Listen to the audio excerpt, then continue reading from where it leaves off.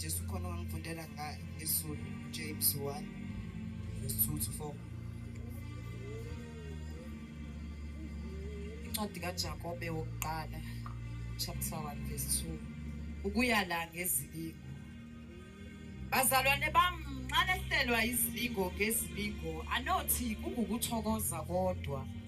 Nazi ukuthi ukuvivinywa kokukholwa kwenu kuveza ukukhuthazela. Kepha ukukhuthazela makube nomsebenzi opheleleyo ukuze ngabapheleleyo nabangenacala abangasweli lutho.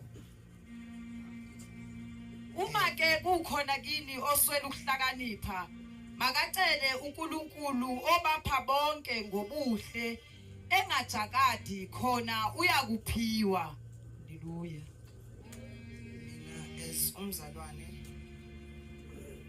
njengoba kuthiwa lana, consider it pure and joy, my brothers and sisters, whenever you face trials.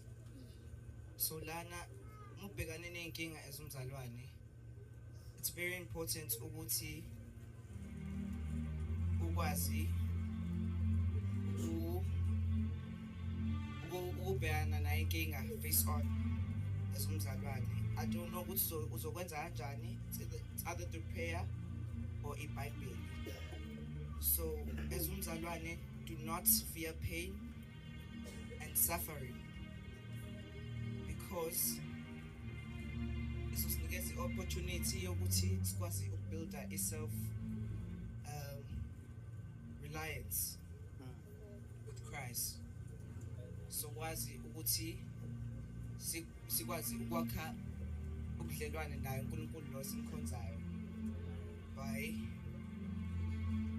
ukuthi sikwazi ukubhekana nenkinga zethu. Angazi noma ngiya-understand. So mina ngikushoyo ukuthi as umzalwane, it's very important ukuthi don't fear pain